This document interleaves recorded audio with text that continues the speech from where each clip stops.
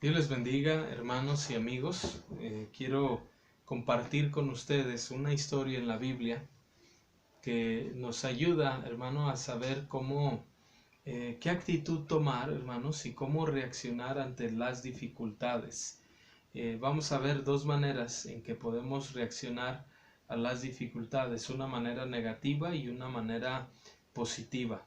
En el libro de Números, capítulo 13, nos relata la historia de los 12 espías que fueron a reconocer la tierra prometida.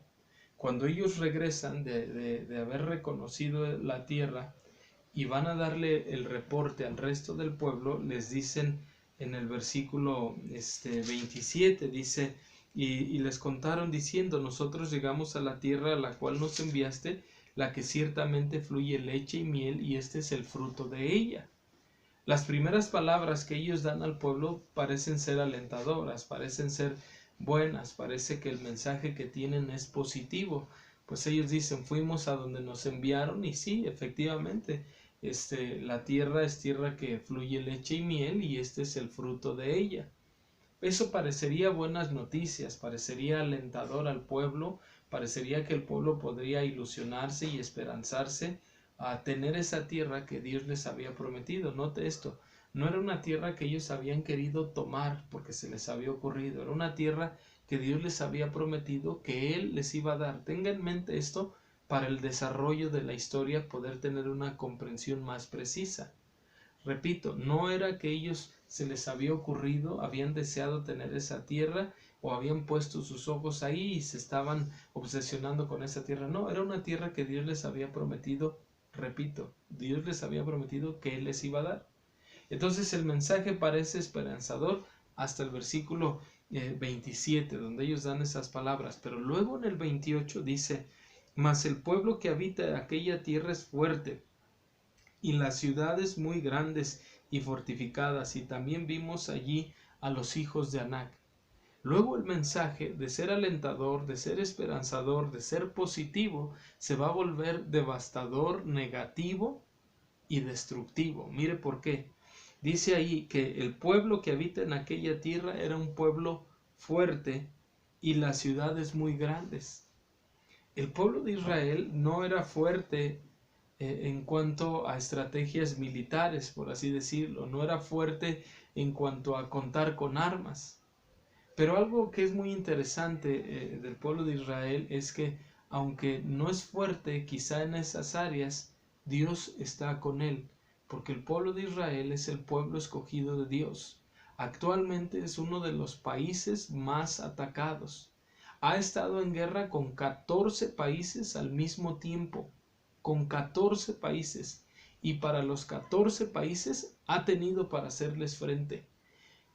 Uno de los líderes del grupo Hamas, que es uno de los grupos terroristas, en una ocasión dijo él en una entrevista de prensa que le hicieron: ¿por qué no podían derrocar al pueblo de Israel, el gobierno del pueblo de Israel, y tomar el territorio de Israel? ¿Por qué? Si ellos decían que ellos tenían misiles, los países musulmanes, para destruir a Jerusalén, destruir a la nación de Israel así. ¿Y por qué 14 países, 14 naciones no habían podido con una sola nación, pequeña territorialmente, pequeña en número, pero poderosa en las manos de Dios, como el pueblo escogido?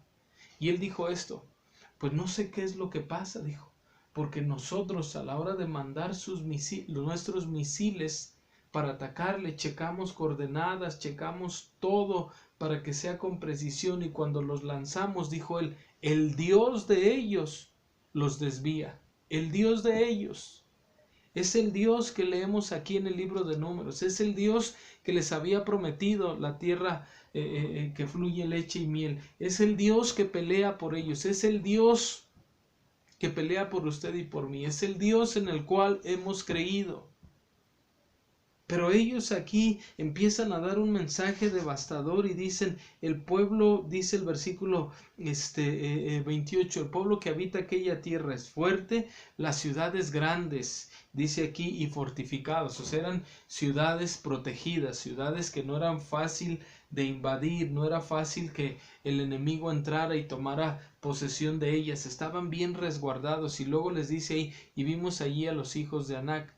¿Quiénes eran los hijos de Anac? Bueno, también va a responder aquí en el versículo 32, dice, y hablaron mal entre los hijos de Israel, dice, de la tierra que habían reconocido, diciendo, la tierra por donde pasamos para reconocerla es tierra que traga a sus moradores, y todo el pueblo que vimos en medio de ella son hombres de grande estatura. También vimos allí gigantes, hijos de Anac, raza de los gigantes.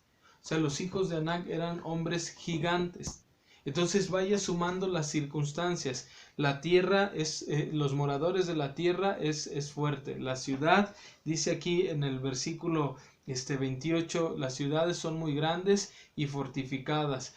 Los que habitan ahí son hijos de Anac, o sea, raza de los gigantes. Y luego si le suma que los vecinos que tenían eran vecinos que constantemente han sido enemigos de la nación de Israel, naciones aguerridas, naciones violentas, naciones aferradas a destruir a la nación de Israel, dice aquí entonces, versículo 29, Amalek habita en el Negev, y el Eteo, el Jebuseo, el Amorreo habita en el monte, y el Cananeo habita junto al mar y a la ribera del Jordán. O sea, todo esto que se menciona aquí de estas ciudades y de estos habitantes han sido enemigos de la nación de Israel. Entonces ellos están diciendo, es imposible, aunque la tierra sea buena.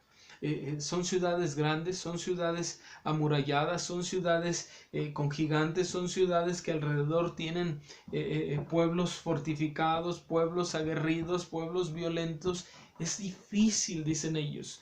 ¿Por qué? Dice, súmele también a estas circunstancias que dice en el versículo 32, dice, en la tierra por donde pasamos para reconocerla es tierra que traga a sus moradores. Y todo el pueblo que vimos en medio de ellos son hombres de grande estatura. Y luego dice en el 33 que, y éramos a nuestro parecer a ellos como langostas. O sea, no nos dijeron langostas, pero nosotros pensamos que eso les parecíamos. Traga a sus moradores esa tierra. Imposible, no lo sueñen, no lo imaginen. Ahora, si a eso le sumas también, eso es el reporte que los espías están dando, y cuando alguien como Caleb y Josué quieren animar al pueblo y decirles que sí pueden, los otros 10 espías se le unen al enemigo. Pareciera que estaban en contra de sí mismos, se están saboteando, y dicen ellos aquí, no podemos, versículo 31, subir contra aquel pueblo porque es más fuerte que nosotros. Entonces ellos están dando por perdida esta situación. Ellos están diciendo es imposible, ni lo sueñen, ni lo piensen, ni se ilusionen, ni hagan planes, nada absolutamente, porque está muy lejos de ser alcanzable para nosotros. Ahora acuérdense, como dije al principio, ¿quién se las había prometido? Dios.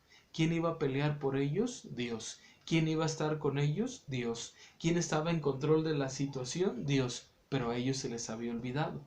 Aquí entramos a las dos actitudes que podemos tener en medio de las dificultades cuando enfrentamos circunstancias como estas, difíciles, casi imposibles, donde enfrentamos enemigos más fuertes y más poderosos que nosotros. ¿Alguna vez nos hemos sentido así bajo ciertas circunstancias? A veces por la misma salud, que a veces sentimos que podemos hacer si no está en nosotros darle el alivio, la sanidad que a veces necesitamos nosotros o algún familiar, o no tenemos los recursos económicos para hacerle frente a alguna situación económica, o no tenemos muchas veces las influencias que quizá otros pudieran tener para alcanzar ciertos privilegios o comodidades o ciertos beneficios en cuanto a hacer un trámite, vamos a decirlo así, que tiene que ver con el gobierno, que tiene que ver con asuntos necesarios de esta vida. Y no me refiero a hacer corrupción ni a hacer trampas ni a quebrantar leyes, no, sino de decir, pues no tengo quien me ayude. ¿Y cuántas veces no nos sentimos así, enfrentando ese tipo de ciudades fortificadas, ese tipo de gigantes en nuestra vida, de gente más fuerte y más poderosa que nosotros? Y aunado a eso, si tú le sumas que a veces tú dices que hay gente cercana a ti que en lugar de animarte están como los 10 espías, te desaniman, te dicen tú no puedes, tú no sabes, olvídalo, ni lo sueñes, ni lo pienses, ni te apuntes, ni lo imagines, está fuera de tus posibilidades, te has vuelto loco si crees que vas a lograrlo. Pero otra vez, ¿quién lo ha prometido? ¿Quién pelea por nosotros? ¿Quién está con nosotros? ¿Quién va delante de nosotros? ¿Quién guarda nuestra vida? ¿Quién sustenta nuestra vida? ¿Quién ha prometido proveer en la vida? ¿En quién es? ¿En quién hemos creído?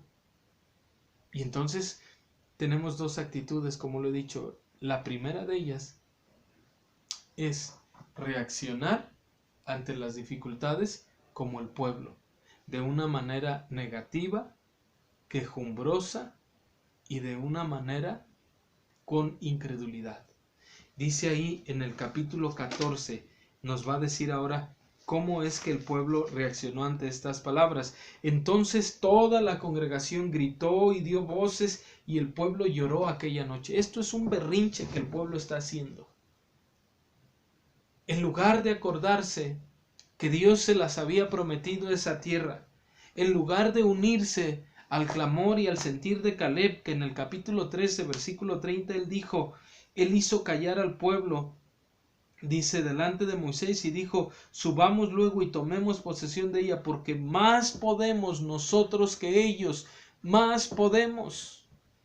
En lugar de gritar y llorar muchas veces y de quejarnos en medio de la situación difícil y adversa y de enfrentar gigantes, tomemos la actitud de Caleb que dice, más podemos y más podemos porque Dios está con nosotros, más podemos porque Dios nos lo ha prometido, más podemos porque Dios va delante de nosotros, más podemos porque es Dios quien pelea por nosotros. Entonces mire estas dos actitudes. La primera, ¿qué hacen ellos? Lloraron, dice capítulo 14, versículo 1, dice que gritaron, dieron voces y el pueblo lloró aquella noche. Qué fácil. En lugar, repito, de unirse al clamor, al deseo, a la visión, al consejo de Caleb, de decir, más podemos nosotros que ellos. Luego dice, fíjese otra actitud, versículo 2 dice, y se quejaron contra Moisés y contra Aarón todos los hijos de Israel, y les dijo toda la multitud, ojalá muriéramos en la tierra de Egipto o en este desierto, ojalá muriéramos. De la tierra de Egipto era de donde venían, de la tierra donde Dios los había sacado, de la tierra donde eran esclavos, de la tierra donde no tenían bendición, de la tierra donde sufrían, donde estaban oprimidos, donde estaban esclavizados, donde estaban siendo maltratados, de la tierra donde no había futuro ni prosperidad para ellos. Y ellos prefieren regresar y morir así siendo esclavos, así estando oprimidos, así viviendo en esas circunstancias. Y cuando regresaran a Egipto, no los iban a recibir con los brazos abiertos porque ya habían escapado.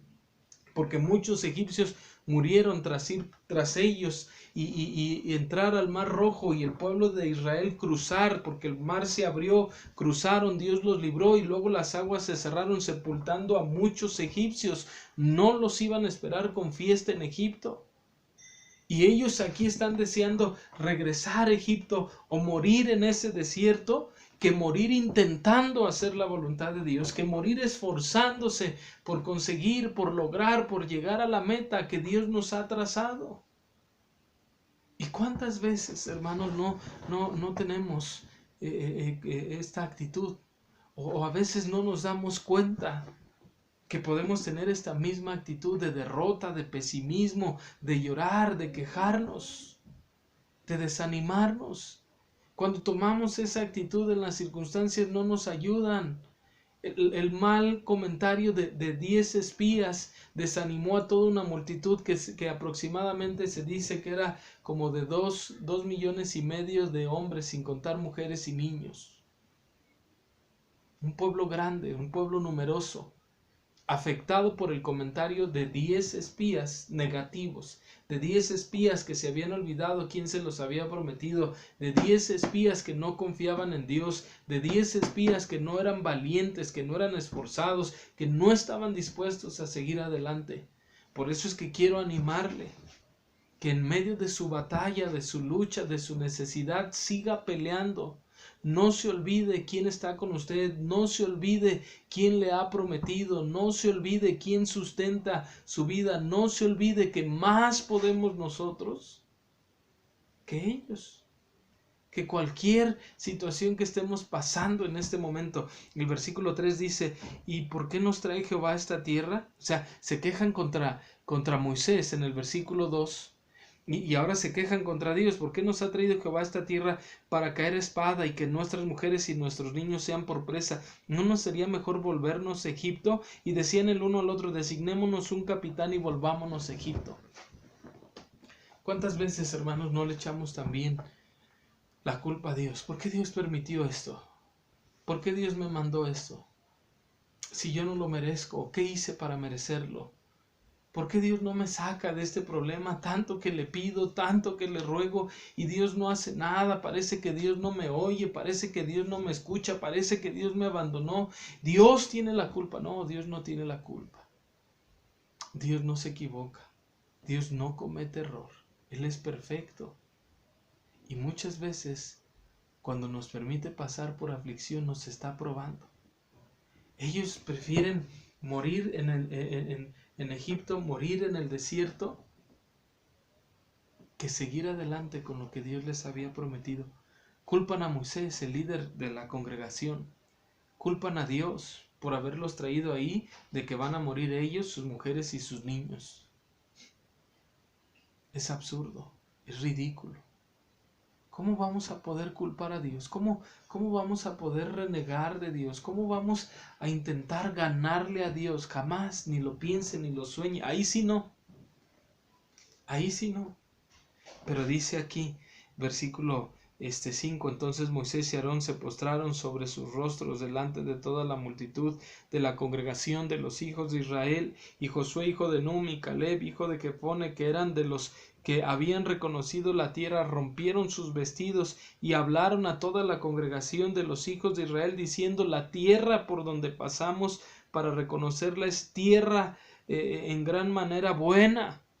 Y si Jehová se agradare de nosotros, Él nos las entregará esta tierra y nos la entregará, tierra que fluye leche y miel. Si Jehová se agradare de nosotros, Él nos las entregará, porque Él es el que tiene la última palabra, porque Él es el que lo prometió, porque nada sucede fuera de su voluntad si Él no lo permite, porque ningún cabello cae de nuestra cabeza si Él no lo permite, ningún cabello se hace blanco si Él no lo permite, porque Él está en control, y si Él se agradare de nosotros, dijeron Josué y Caleb, Él nos las entregará.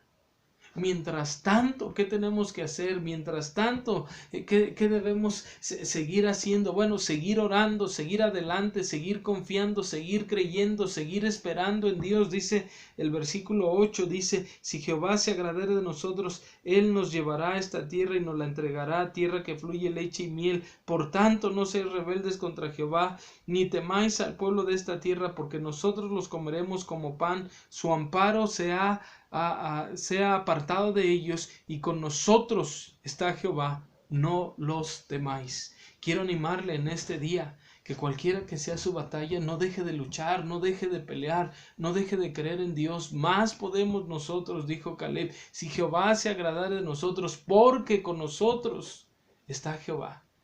Después de todo lo que habían pasado, cómo Dios los sacó de Egipto con mano poderosa, cómo Dios los libró de los egipcios cuando venían tras ellos, cómo Dios abrió el mar para que el pueblo pasara, cómo les dio, hermanos, agua de la roca, cómo les dio maná, comida que no conocían ni ellos ni sus padres, cómo Dios los había librado y los había guardado en el desierto como para llevarlos a morir. No, Dios no los había llevado a morir. Y piensa, hermano, cómo Dios nos ha librado de otras situaciones, cómo Dios nos ha socorrido, cómo Dios nos ha sacado adelante, cómo Dios nos ha sustentado, nos ha protegido, cómo Dios ha estado con nosotros.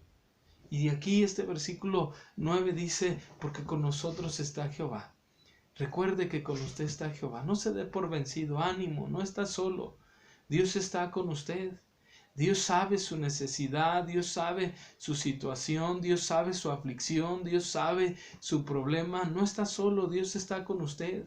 Así ve usted ciudades amuralladas, grandes y fuertes. Así ve habitantes poderosos de esas ciudades, por así decirlo. Con nosotros está el Creador de los cielos y de la tierra. Con nosotros está aquel, hermanos, que es poderoso, que es un Dios de poder, que es un Dios que para Él no hay nada imposible, que es un Dios fiel y verdadero, que es un Dios misericordioso.